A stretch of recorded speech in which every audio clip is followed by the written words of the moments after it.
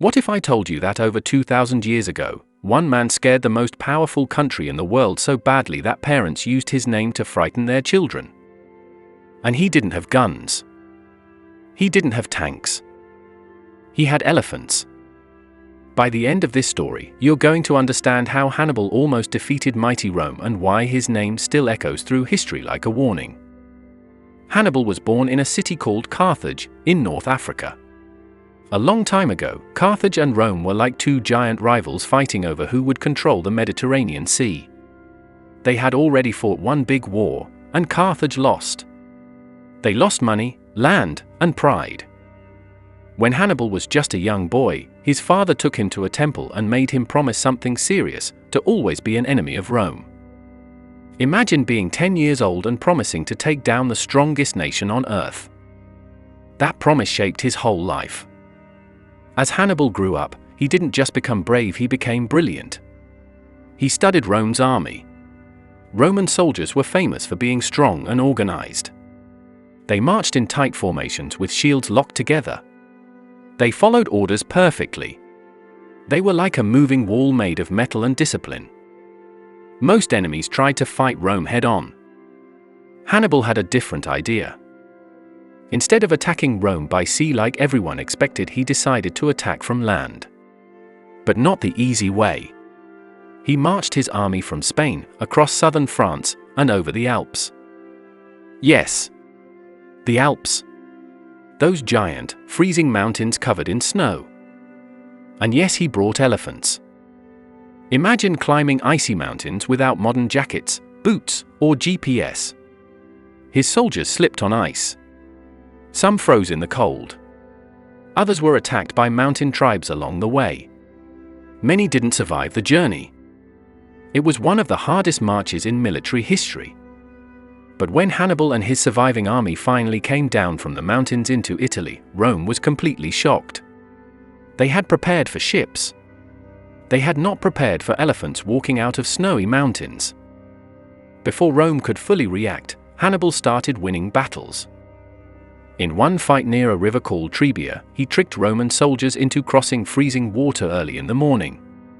The Romans were cold, wet, and tired. That's when Hannibal attacked. His hidden soldiers jumped out and surrounded them. In another battle near Lake Trasimene, Hannibal set up one of the largest ambushes ever. Roman troops marched through a foggy valley. Suddenly, Carthaginian soldiers appeared from the hills on every side. The Romans were trapped with nowhere to run. Each time, Hannibal didn't just fight harder. He fought smarter. But the most famous battle of all was called Cannae. Rome sent a gigantic army, around 80,000 soldiers. That's like filling a huge stadium with warriors.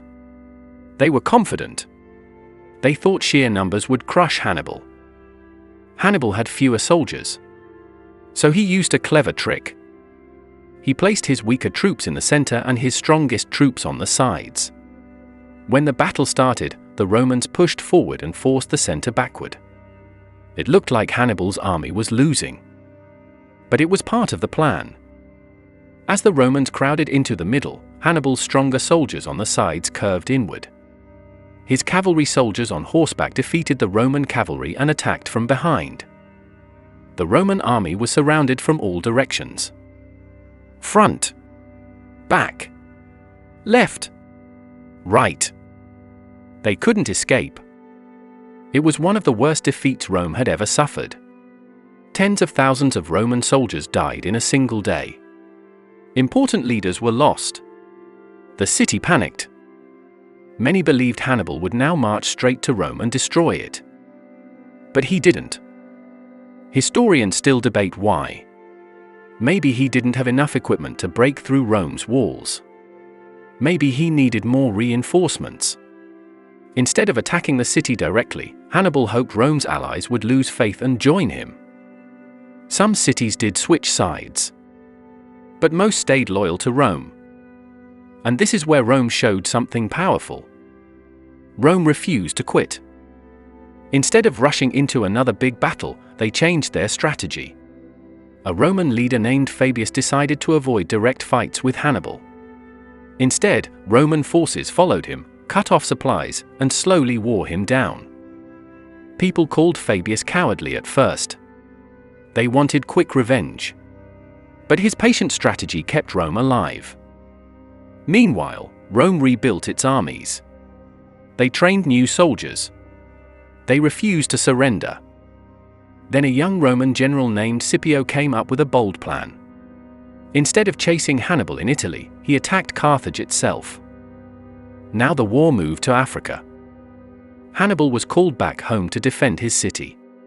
After years of fighting in Italy, he had to face Rome on his own soil. The final battle happened at a place called Zama. Hannibal once again brought elephants. But this time, the Romans were ready. They opened gaps in their line so the elephants ran through without causing chaos. Scipio had studied Hannibal's tactics. He learned from him. And at Zama, Hannibal was defeated. Carthage surrendered. Rome won the war. But here's what makes this story unforgettable. Even though Hannibal lost in the end, he came closer to destroying Rome than almost anyone else ever did. Roman generals studied his strategies for hundreds of years. His famous double-envelopment move at Cannae is still taught in military schools today. Great commanders like Napoleon admired him. Hannibal proved something important: even the strongest empire in the world can be shaken. Even giants can bleed. He used creativity instead of just strength. He used surprise instead of following the rules. He turned mountains into pathways and fear into a weapon. For generations, Roman parents would say, "Hannibal is at the gates," when they wanted children to behave. That's how deeply his name frightened them. Hannibal didn't destroy Rome. But he forced Rome to become stronger, smarter, and more careful. In a strange way, he helped shape the empire that would later rule much of the known world. Sometimes, the person who almost wins changes history just as much as the one who does. If you enjoyed this story and want more epic tales told in a way that actually makes history exciting, make sure you like this video and subscribe.